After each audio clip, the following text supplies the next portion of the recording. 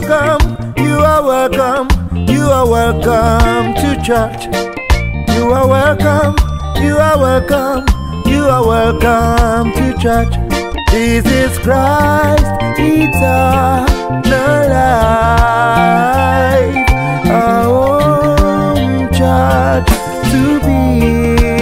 Let me hear you say, you are welcome, yeah, you are welcome to church. You are welcome, you are welcome, you are welcome, yes, you are welcome. Jesus Christ, eternal life, our own church to be. One fold, one shepherd. This is the voice of redemption by grace of Christ Eternal Life Mission, Ibadan, Nigeria. I'm Pastor Adilega Ayodele. Let us pray. Our Father, be glorified in the name of Jesus. We ask that you take over and bless us indeed, even today, in the name of Jesus, that everything concerning us be perfected, and let there be open heaven unto us, and all things we do shall prosper in the name of Jesus. At the end of the whole thing, we'll make it to the kingdom of God. In Jesus' name, I have prayed. Now, today, I have a very special message for us, and that is 7 keys to victorious and blessed life. 7 keys to victorious and blessed life. God wants you to be victorious in all aspects of life. When you have victory, and you can be able to really enjoy your blessing. 7 keys to the victorious life and blessed life. God wants you to be victorious, spiritually, physically, financially, materially, personally. God wants you to be victorious from day to day as you live your life. Now, this is the will of God. In the book of 1 Chronicles 29, 1 Chronicles 29, verse 11 and verse 12. 1 Chronicles 29, verse 11, I read, Thine, O Lord, is the greatness, and the power, and the glory, and the victory, and the majesty, for all that is in the heaven and in the earth is thine. Thine is the kingdom, O Lord, and thou art exalted as head above all. Verse 12, both riches and honor come of thee, and thou reignest over all, and in thy hand is power and might, and in thy hand it is to make great and to give strength unto all. In the hand of God is to make great, to promote you. Victory is with God, and when we walk in Him, you're going to see victory over every area. Why do you need victory? You need victory over the storms of life. You need victory over your failure. You need victory over satanic attack. You need victory over laboring in vain. You should not labor in vain this year for the rest of your life. Laboring in vain over the children, no way. God wants you to change everything now. He wants to change everything. Victory over poverty, over stagnation, over oppression, over affliction, over evils common in the family. What are the things common in the family that are not okay, that are not good? Victory over the flesh. You need to have victory over your flesh, over sin, over Satan. It is the will of God that we should have victory over every area of our life. Victory that brings release from bondage, from pit, from the grave, from sudden evils. Victory, victory all the time. This is the will of God. Now, 1 John chapter 5, verse 14, he said, and this is the confidence that we have in Him, that if we ask anything according to His will, He heareth us. If we ask anything from this Father, from the Almighty God, He hears us. Look at verse 4 of this chapter. He said, whatsoever is born of God overcometh the world. And this is the victory that overcometh the world, even our faith. The victory that overcomes the world, our faith in God, our faith in the Almighty, will give us victory over situations of life. Who is he that overcometh the world? But he that believeth that Jesus is the Son of God. You want to overcome the world, you must believe that Jesus is the Son of God. You must accept Him as your Lord and Savior. You need to know Him, to come closer to Him, so that you can have victory. He gives victory. He has the power to give victory unto us as we believe Him. And these blessings will be able to come when we have victory. It is, you can have blessings and not be victorious. The blessing will just go anyway, anyhow. And that's the thing, you need to come to Him and know that as you love Him and serve Him, you have to really walk according to His will. Look at what is said in Psalm 24. Psalm 24 from verse 3. Who shall ascend into the hill of the Lord? Or who shall stand in his holy place? Who can come to the presence of God? Who shall stand before God and cry unto him? He said, verse 4, he that has clean hands. Are your hands clean? Think of that. When you say somebody has clean hands, yes, whatever is put in his charge, will not waste it, will not steal it, will not clear it away. Whatever is put in his charge, people can give good record of his life because he has clean hands. You can hand over some things to him. He will not waste it because he has clean hands. Clean hands means good report concerning our lives. Now, he that has clean hands and a pure heart, when somebody has pure heart, means it's righteous. It's walking in the way of the Lord. The Lord will see him as his son, his daughter, because pure heart is needed. Even this time around, you want to make it to heaven, you need to have pure heart. The pure in heart will see the Lord. The pure in heart will make it to the kingdom. The pure in heart will receive God's blessings. The pure in heart will not go contrary to the will of God. The pure in heart is needed even in this period of time. Even at this period of time, the pure in heart is needed in the church. The pure in heart is needed in every facet of life. Pure in heart. He that has a pure heart. Not only that, who has not lifted up his soul unto vanity, nor sworn deceitfully, is not a liar. Whatever he says is true. Those are the people that can stay before the Lord, that can come to the mountain of the Lord, that God can vouch for, and the people can vouch for. Can our parents vouch for us? Can our wives vouch for us? Husbands vouch for us? People with clean hands, with pure heart, who has not sworn deceitfully. There's no deceit in his life. He lives right. He walks in the way of God. And that's the thing, God's blessing will be able to come upon him. Don't forget the message, 7 keys to victorious and blessed life. You need to have these 7 keys, and that will help our life. And that's reason key number 1 is the key of holy living. Key of holy living. Clean hands, no deceit in your life.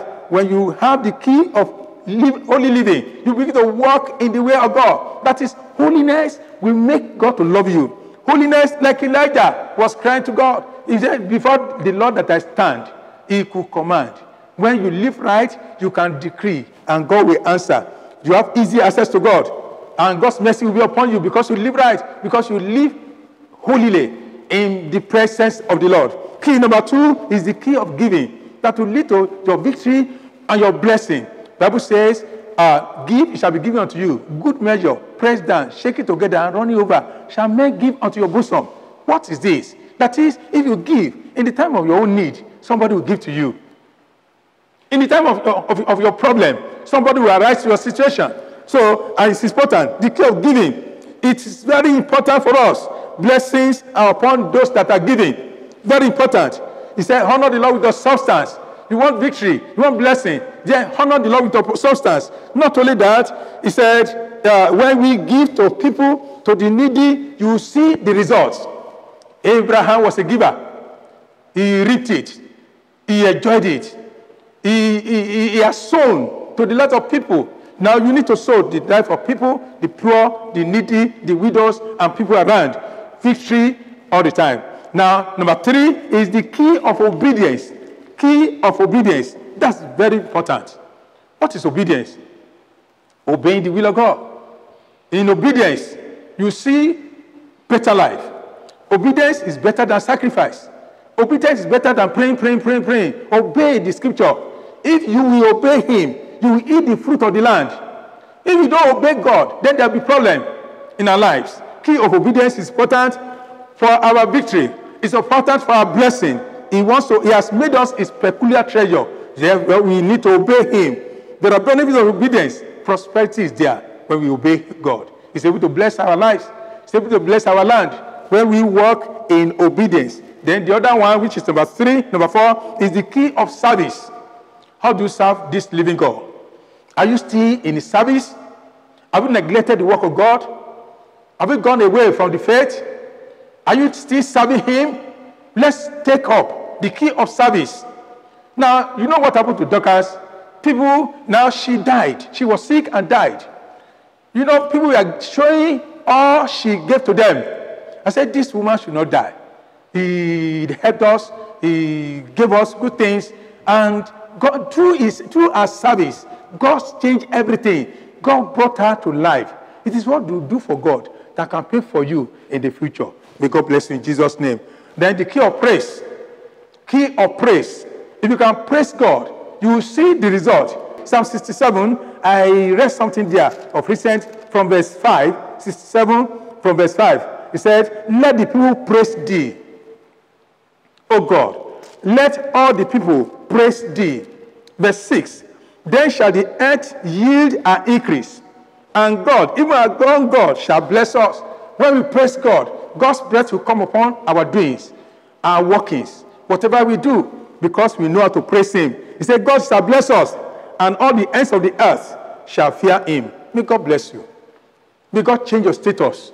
May God bless your land, your water, what you do, your vocation. God will bless you, but learn to praise him. Learn to thank him, because there are blessings before God. Because when you praise him, when you exalt him, when you adore him, when you give thanks to him, he steps into your matter. Number 6. Key number 6 is key of prayer.